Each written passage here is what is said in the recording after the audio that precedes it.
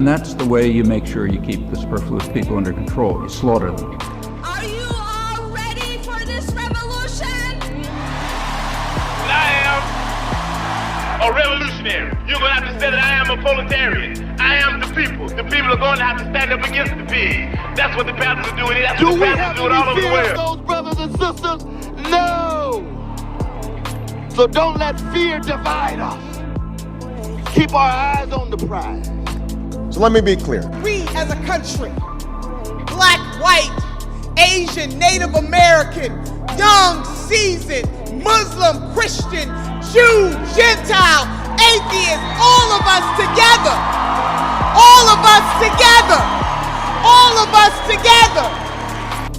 Racialized oppression and dehumanization are woven into the very fabric of our nation. People sometimes forget that love Get on the love train. is at the root of our resistance.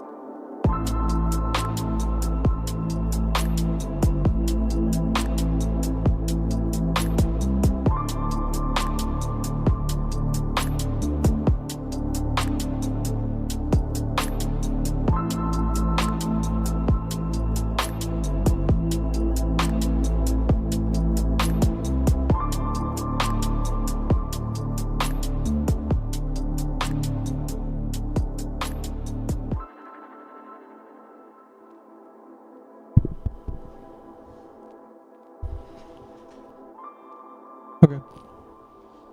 Welcome to Cabal Theory, a podcast where we look at politics and pop culture from America and around the world and just try to make the best we can of it. How are you guys? Hi. Hi. I fucked that up, didn't I? I'm Skylar. I'm Alina. Alright, the fuck up's been fixed. How's it going? How was your week? Fun. Did you enjoy our vacation? I did. 2 weeks in, we need a vacation. These news cycles are ridiculous. Well, there's not really much to say on that. It's really explains itself. Did you enjoy 420? Yeah, I did. 420 was fun. That's really why the podcast didn't get done. I was just too high. I was stuck on the couch. Hey, try to talk more. This way? Like, we don't have to whisper. Oh, okay. Like, talking to the mic like normal. Okay. Yeah. Because the listeners are here with us. The listener is listening. Ah, okay. You know, we're talking to each other, but in front of an audience. You know, there's many people make this point, but like with debates, like the purpose of a debate is so that people see it. You know, like two presidential candidates up on stage fucking railing at each other. It doesn't mean shit if there's nobody watching. So any debate is really like that. Any kind of argument is really, it's like that. Like the chances that you change somebody's mind are very low. Even, especially now, like if you're armed with facts and knowledge, like there's people out there that just deliberately want to, they just want to throw you off. They just want to make you flustered. They want to make you angry. They don't really give a shit about arguing a position on its merits. I can see that. But no, there's an interesting essay. It's attributed to Karl Rove, and I'm not sure if he actually wrote it or not, but it's called Tips for Conservative Bloggers. So the whole premise of this essay just basically outlines how conservative bloggers should construct their arguments and deal with flack. And it's basically like, just don't worry about arguing the facts. Just make them run around in circles and tire themselves out until they don't have the energy to fight back and protest. You know, and we've been seeing that in action, not just in conservative blogging, but in like general conservative politics to a degree. It's pretty disgusting. It's just kind of like a ring, not ring around the rosy, but like a carousel. You're just going around and around. Well, you would like a dog chasing their tail. That's kind Yes. of what comes to my mind.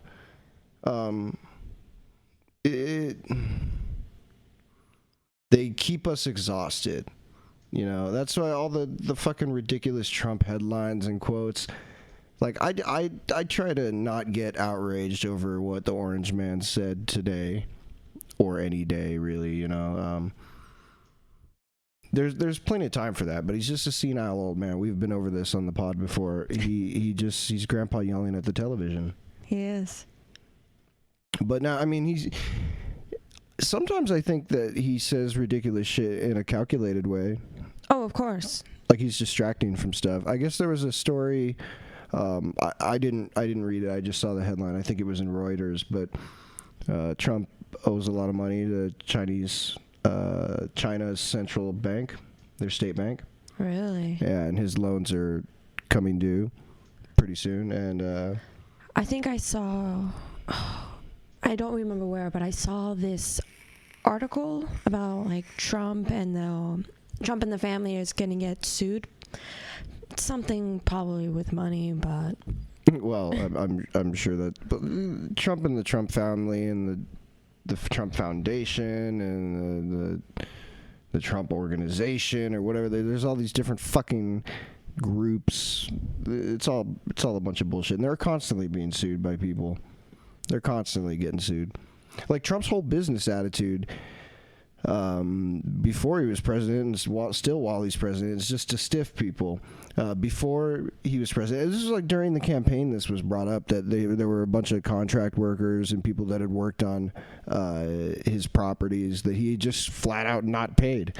He just didn't pay them. He just fucking stiff them like, fuck you, sue me. Wow. Because if you're rich, you have the resources to drag out a court case and make it more expensive for the other party. You know, you can really exhaust. Like fucking Joe Brown Construction Company that comes in and builds whatever couple bathrooms in they do some renovations for the Trump Hotel. They don't have the resources to fight a $1 billion corporation in court. They just have to eat the loss. And that's basically how Trump operated, and he's still operating that way. This is in the headlines again. He hasn't paid, El Paso, Texas. Sure. He owes them like $500,000 for his rallies for security and stuff like that. They provide police, they provide public workers to staff the rallies and events like that.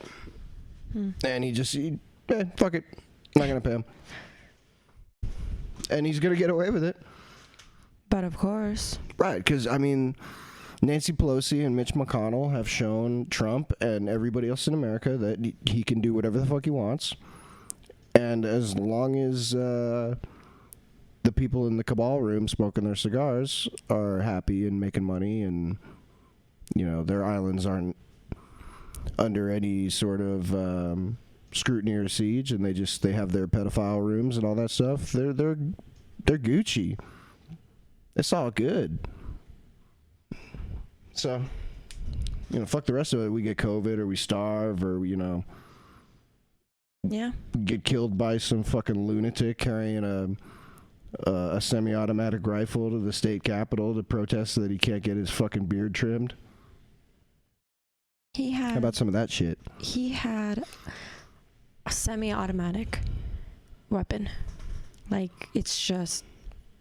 So, I believe... I haven't gone back through the archives of the Cabal Theory pod, but I do believe on the first episode we discussed that they were means testing this whole send people back to work, even though they're, we have this terribly infectious disease spreading and killing people. Mm-hmm. Well, there was some immediate backlash to the idea. So just like I said, they were means testing it. They kind of like give you a droplet of it, see how people react, and then they take that back and they work on it. So here's what they came up with. They're gonna run these protesters out. They're gonna pay these people. They're gonna organize on social media and Find 50-something-year-old boomers, Karens, get them all to come out and walk around because they can't get a haircut. I fucking hated Karens when I was in retail. Well, as far as those protests go, I feel like the talking points are kind of convoluted. Are they saying it's a hoax and it's not a problem, or it's just the flu is the one I see a lot? It's not the flu. It's SARS. Yeah. But these protesters are just... I don't know what to say about them. I don't know if they're idiots, if they're getting paid, if they just have too much time on their hands. I know that they're wrong. I can say that. They're wrong. Oh, yeah. Did you see the video of the guy? I don't know where he was. He was at one of these protests, and he was just going around. He had like his camera phone. He's well, fuck you, and just going up to every one of them as they were walking around in their circle. No. Fuck you. It was pretty good. A few people like try to get like confrontational with him and get in his face, and he just held his ground. You could almost hear his smile as he was telling people, fuck you, you're an idiot, you're a dipshit. It was good. Yeah. The ball's on that guy, man. I appreciate that. Appreciate that. Well, what was it? I think Georgia opened yesterday. It's not gonna last. No. Because it was the nail techs, tattoo artists, bowling alleys, people who have to work and can't not wait for unemployment are the people that had to go back. That was a big thing when I was looking into it. Well, I mean, this is just it's a humanitarian crisis. Yeah. And, obviously the federal government is not doing a very good job of taking care of the people. We just saw another stimulus bill pass. Yes. Again, mostly a giveaway for the ultra wealthy.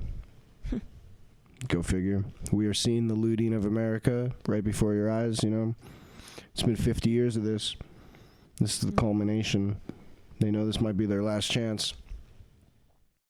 Even Joe Biden, when Joe Biden said the things won't, nothing will fundamentally change. Everybody's heard that. Everybody's read that. Yeah. Nothing will fundamentally. What he said after that was that this kind of inequality that we are living in breeds talk of revolution. And Joe Biden is not pro-revolution. He's pro-status quo. Not to get all into the election just yet, but, he knows it. They know it. They know what's up. They know what's coming their way if they don't play their cards perfectly.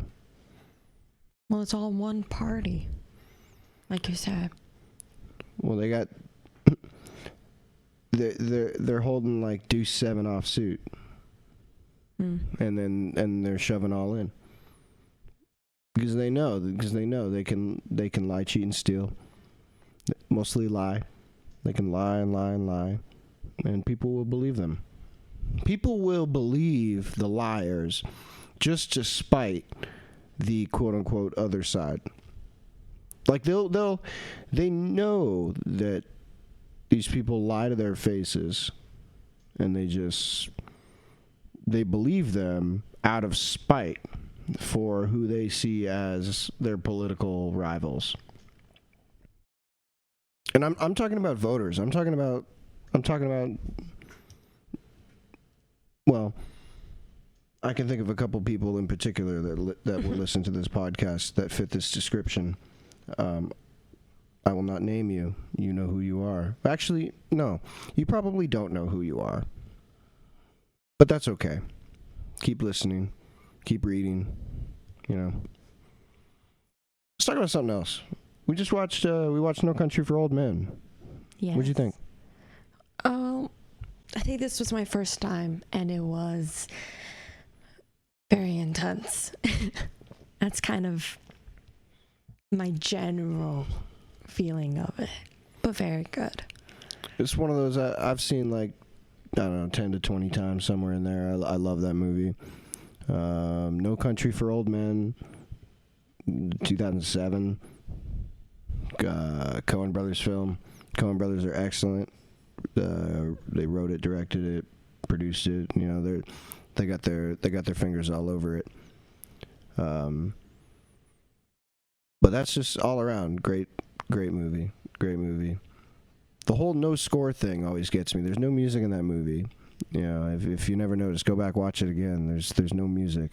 I think that's what made it real. It's wild. It's very not normal as far as movies go. I guess not normal for movies, but normal for almost everyday life. Well, shit, we all got headphones. But naturally, there's no music playing 24/7 in our lives. You ever see that Family Guy? No. Like Peter gets a genie or something, and he wishes that he had a theme band to follow him around. I have not. Yeah, I have to watch that one. that's a good one. No, man, the guy that plays the killer, Anton Chigurh, his name is it's Javier Bardem. I think at the time of that, he kind of came out of obscurity and landed that role, and he ended up winning the Oscar. Well, he's a bigger Spanish actor. Yeah, and since that movie, I don't know if he's done anything like it. He does a lot of like rom-coms and chick flicks. Because under that stupid wig that he wore in that movie, gorgeous head of hair. He's actually he's a good-looking dude. I read somewhere they specifically found that wig in like a thrift store, and they thought it made him look pretty crazy, so they used that one. It is a terrible look, but I guess I don't even think that's true to 1980. Well, he's supposed to be crazy. Well, I don't think he's supposed to be crazy. I don't think he's crazy. He's principled. You know, he the whole coin toss thing. That's. I think it's all biblical. I think it's a biblical story mostly. At the end when Sheriff Tommy Lee Jones goes to see his cousin out there, he goes to see Cletus or whoever that is, Crazy Cat Man. And he tells him, Cletus tells him, you know, the world ain't gonna wait for you. You shouldn't think it should. That's vanity. You know, that's straight out of the Bible. Not that I would know anything about the Bible, but I don't believe know. it is.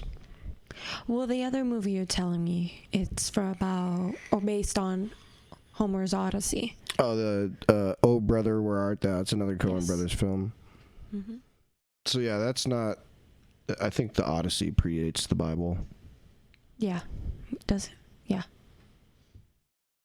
Yeah, that's Greek. That's Greek, right? I think so. I think that was off the top of my head. Yeah. Homer was. I'm pretty sure Homer was Greek.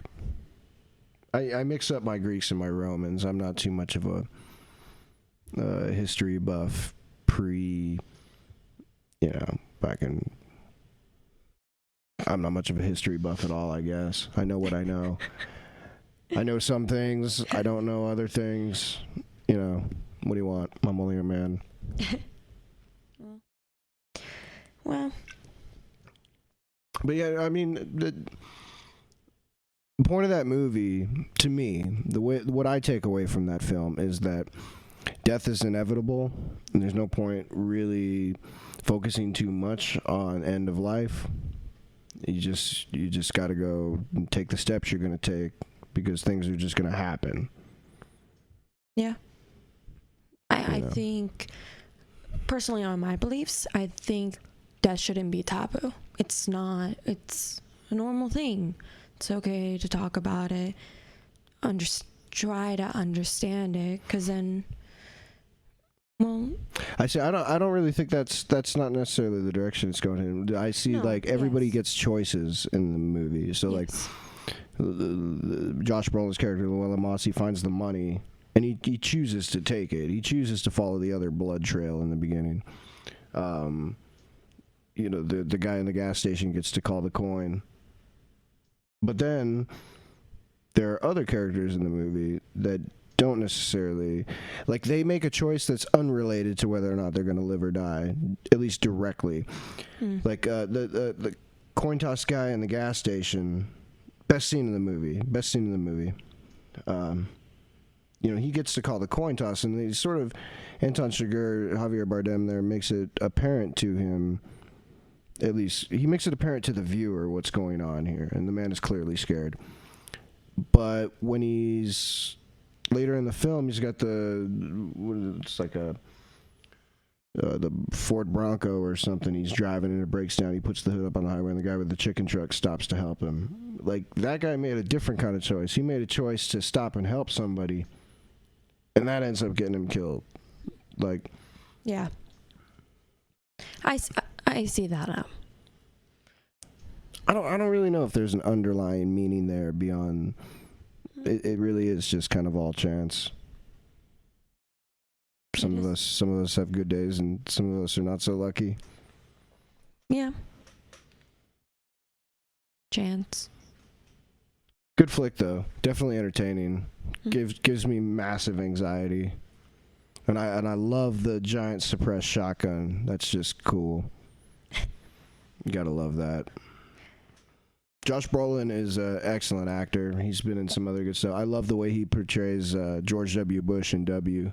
I think we started that when we didn't finish it. We don't finish in a lot of movies. That's okay. But yeah, no, the Brolin as George W. Bush is just, it's pretty good. It's pretty good. I'm the decider. Jesus. Do you remember much of the Bush years? I don't. I think I was too young. I remember that. That's where it all started. That's where the shit all started. Well, okay, let me take... In my lifetime, that's where it got noticeably worse. I don't know if that's where it started. You could go back to Lyndon Johnson or Nixon or, God, before them. Who knows? Shit's been fucked up in America since the beginning. So... That just... It is what it is. I think... I became aware of it, I think, during Obama. Aware of what? Like, just how fucked up it all is. That's when it started to kind of show in my life. Sure. The Obama years, it was very much... He was very much a spokesperson for... like the mega banks. His administration was completely operated by like Goldman Sachs, basically. It was like a whole shitload of Goldman Sachs execs working in the federal government. Who was his Treasury Secretary? Who the fuck was that little rat-faced Geithner? Timothy Geithner, I think was his name. They're all fucking shit. You could look at Tim Geithner and you can compare him to Steve Mnuchin. I mean, Steve Mnuchin doesn't have a chin and he kind of talks a bit like this. Well, but fuck, I'll tell you what. You can make fun of fucking Steve Mnuchin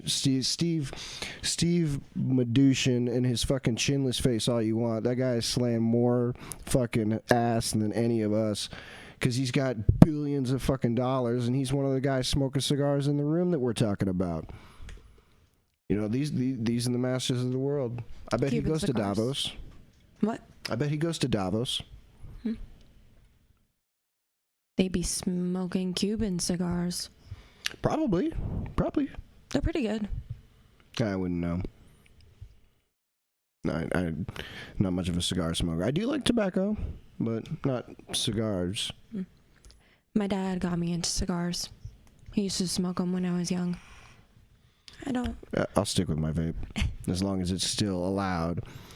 If Big Brother wants to step in and, take my vape away from me, that's fine. Whatever. I'll just give me the fucking nicotine in a syringe. I'll fucking intravenously use nicotine at this point. You want to? Well, fuck it. You're gonna take away the vapes. It'd be better than smoking cigarettes. That's true. Okay. So what did the Orange Man say this week?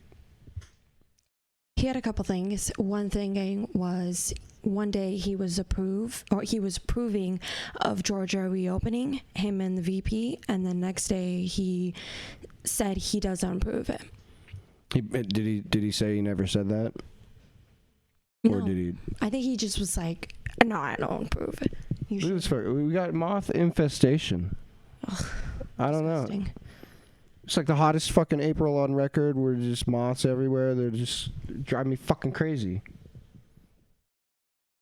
Anyway, I'm sorry. It's just they're all over the fucking place with this. 100-degree April. Fucking. All right, sorry. Yeah, so Trump said one thing. There was backlash, and then he said he didn't say it or he disagrees with it. There's a whole subreddit on Reddit that I try not to spend that much time on Reddit because it's really easy to get lost in like circle jerk echo chambers on there, and where everybody validates each other's ideas and nothing gets accomplished. But there is a subreddit called Trump Criticizes Trump. And it is fucking wonderful. These people, they dig through his Twitter history because, you know, Grandpa yelling at the TV, he's had Twitter for years, and he's been up there fucking, he was yelling at the TV about Obama and this and that and fucking, basically Obama. He just didn't like the black president. You know, Trump is a fucking bigot. But these people go back through Trump's tweets and they find, you know, where he's criticizing old ideas or, you know, just basic hypocrisy. They point out the hypocrisy. That's really the word I was looking for. And it's just astounding because the golden rule on that subreddit is that there is a tweet for everything. There's a tweet for everything. I'm not shocked. And sometimes it doesn't take more than a couple of days. Wow. Or one day in this case. Yeah. Less than 24 hours.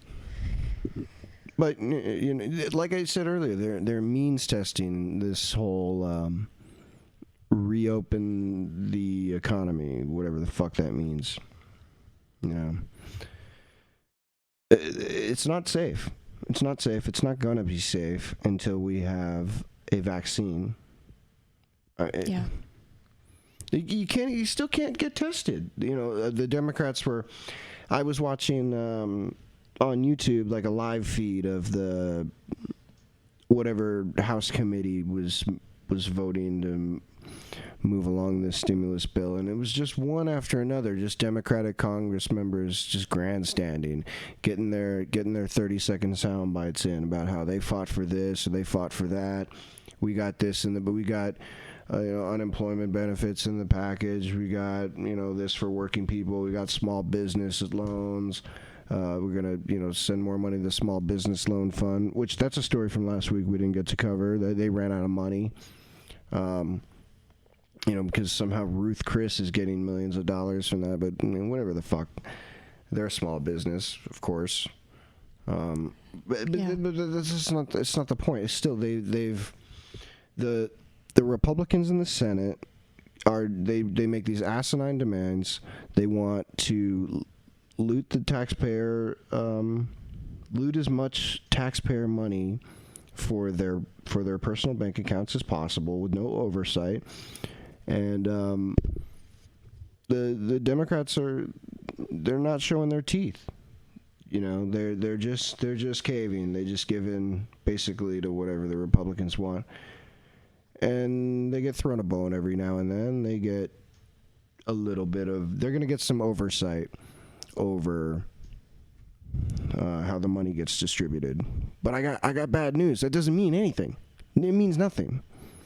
Just because the House is going to have some oversight over this stimulus money means nothing. Because the way that the American government is set up in the Constitution... It's the executive branch, headed by the president, that executes the laws. So, Congress writes the laws, And then the president and the people that work under him, like and the secretaries of all the different departments and on down, the people that work in the executive branch are the ones that quote unquote execute those laws. So Congress sends over a bill to the president and he signs it, and they're supposed to appropriate X amount of dollars for this, and there's a congressional oversight panel. That congressional panel doesn't necessarily have any power. You know, the president can still just say, well, get the fuck out of here. You know, we're not going to show you shit. You don't have to know anything. Because it's up to Trump and and his masters how that law gets executed. Does that make sense? Are you following me here? Yeah. They can basically tell Congress to go pound sand. Well. And there's nothing we could do about it because, excuse me, there are things we can do about it, and it involves mass organization and protest, and that would be very hard given the pandemic, you know, and that's a real fucking problem. The good news is that it seems that people are kind of waking up. It seems that people are waking up en masse, which is fucking brilliant. The protesting in front of the White House they were driving down the streets, honking their horns and holding signs.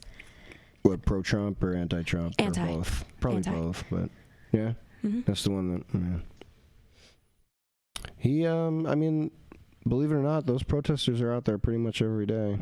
Yeah. But they always are, too. You know, it just depends on which day they want to show it in the New York Times. No, it's a mess. We're living in hell world, and they're gonna I don't know. I haven't looked into the numbers on this stimulus bill. I know the last stimulus bill, it was supposed to be $1,200 per person, but the way the math works out, the total amount of money works out to like $16,000 per American. That they're basically taking a loan out against our future tax payments to fund that. Which is kind of like, whatever. The Fed's just going to fucking print more money. That's what they're just, you know. That's a different room full of guys with cigars making decisions, and they're just going to fucking print a shitload of money, and there you go. And none of it will go to help working people. They could care less if we die in the street. Yeah. And that became obvious, I would hope, when Colin Kaepernick took a knee during the national anthem. You know, I think that's when it became obvious that they could care less if we die in the street. You know? It's very sad. And the people that try that speak out, man, bad things happen to them. I mean, look at Colin Kaepernick.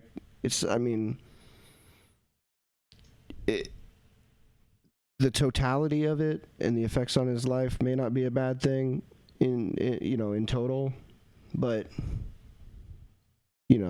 somebody that goes to the NFL, somebody that's a professional football player, generally that's like a dream that they've had from the time that they're very young, and he had that taken away from him because he had the balls to stand up for something that he believed in, and that's unfortunate.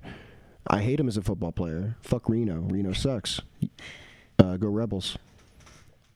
Rebels. But I love Colin Kaepernick for his politics. He's in our intro. He is. His voice is in our intro. But now, the guy, Eric Garner. Remember Eric Garner? He's the I Can't Breathe. The cops choked him out in front of a convenience store. Yes. Thank you. Yeah. Yeah, the guy that was filmed. That got caught on tape. That's pretty much the reason that blew up, is because there was a dude there that filmed it. And believe me, the NYPD knows that because this guy filmed it, that's why it blew up. Now, I mean, he's in jail right now, and he's been in jail for a long time. I think they got him on a gun charge or something, whatever illegal illegal possession of a firearm, whatever the fuck that means. You know, I don't trust him. I don't trust. You know, he seems like the kind of guy that they would set up. You know, I don't know the details of the case. I don't know shit. I think that most of those kinds of laws are they are tactically used against minorities and people with the courage to speak out every day. You know, so just because you tell me the guy's a criminal doesn't mean he's a criminal. But he's in jail. The other one that comes to mind is oh geez, what was her name? Amber something, the lady cop down in Texas that came home from the bar, walked in the wrong apartment and shot the black guy that was in his own home. Oh, and killed him. Yeah. I read that the title. I couldn't go into detail on that one. Yeah, there was a dude that testified against her. I wish I had more of the details. You know, you'd think I'd be more prepared for my show, but the dude that testified against her ended up getting killed in a quote-unquote drug deal gone wrong one state over. You know, whatever state's fucking next to Texas. I forget where he went to, but I guess he drove out of state and to go. And this is what kills me. He got supposedly, so far as the story goes, he got killed over some weed. Weed. Yeah, most people don't. I mean, like even in the fucking movies where we're propagandizing people about how scary drug cartels are and these people, you know, nobody gets killed over weed. Very rarely. Pineapple Express, maybe. Because it's Pineapple Express. That's a funny ass movie, man. Seth Rogen rules. Love it. Yeah, no, it's fucking weed. It's fucking, you know what? Bullshit. I call bullshit. Sounds to me like they drug his ass out there and executed him. Damn. Allegedly. I don't know what I can and can't say. You know, they want to send me a cease and desist going ahead, but I think that he was fucking murdered by probably the police. And you know what? In his, find his name. Can you find his name? Yeah. I know her name was like Amber Gunther or something like. I don't remember. But Jamie, look that up, would you? Jamie, can you look that up? We need a Jamie. That's what we need. A Jamie. It's from Joe Rogan. Joe Rogan's podcast. His producer's Jamie's, and Jamie, look that up. But anyways, you know,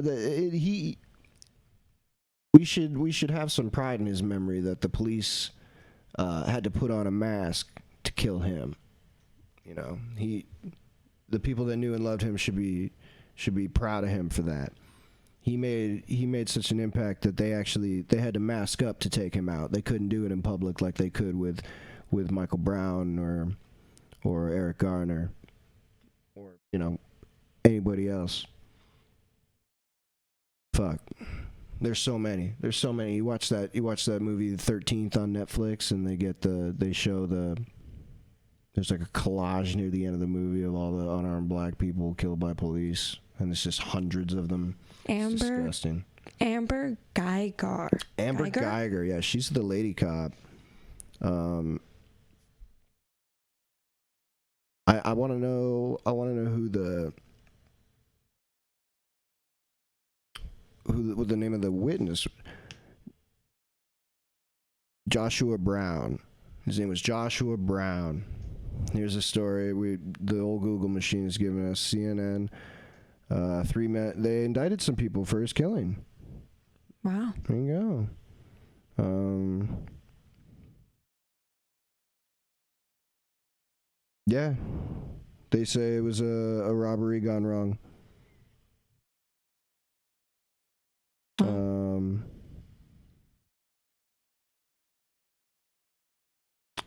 They say Brown had a gun, shootout.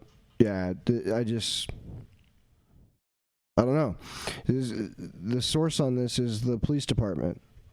You know? Yeah. It's and that's a common thread in a lot of, like, especially local news. the source on this on these kinds of stories is generally the police departments themselves. They write these press releases, and then reporters pick them up and run with them. And once in a while they'll go out there and interview somebody, or they'll get a sound bite from somebody who sounds ridiculous and put that on TV, and they string it all together to create a narrative. They know what they're doing. They know how they present these kinds of things. I don't buy it. But maybe I'm a contrarian. Maybe I don't know. Whatever. Guys come over to buy some weed and everybody's got guns and they end up in a shoot. Get the fuck out of here. I don't buy it. Anyways. So I wanted to stay away from this one, but now it made national news. How about our mayor? How about Carolyn Goodman? She's actually not our mayor. And we have like a town council, or fucking however they do it. You have Henderson? I do. Is there a mayor in Henderson? Or do they do it differently over there? We do it different. Yeah, it's just the same. Yeah. Whatever. She's a fucking wacko Karen. She's got the haircut to go with it. Karen for governor. I just can't bring myself to give a shit.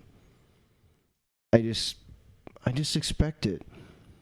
See, but again, we have an example of like a politician trying to channel Trump, and it doesn't work for them. Like, Trump is like fucking Teflon, man. Nothing sticks to this guy. Nothing slows him down.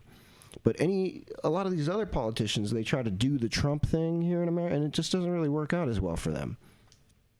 I don't really know why that is. You would think that it worked for the dickhead TV show guy. It would work for a polished politician. But no, it blows up. Maybe it's because they're trying to do these things on local levels. It doesn't have the same kind of punch as a national buzz. I don't know. It might. I don't know where we go from here. I'm waiting for somebody to tell me what to do as far as how we take back control and fix this. I have some ideas, but some of those ideas I'm not sure that I'm comfortable recording. You know what I'm saying? Like, it's just, things are getting bad, and some of these people scare me. There's whispers about second Civil War kind of shit, and I mean, this pops up every now and again, but somehow it just feels a little more serious this time. It does. And for anybody that thinks it could never happen here, you're fucking out of your mind. It absolutely could happen here. And if war broke out here, we're a long way from help.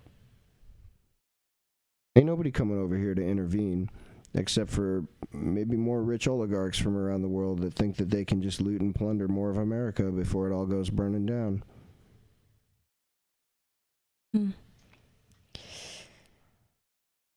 Oh, this is depressing. I'm gonna finish my beer. I'm done. How about you? You got anything more? Nah, I need a drink. Sounds good. We're gonna make drinks. Hopefully we didn't bum you guys out too much. I mean, it's hard to be funny in these times. But remember, Orange Man bad. That's the most important thing. Orange Man bad. Bye, guys. Bye.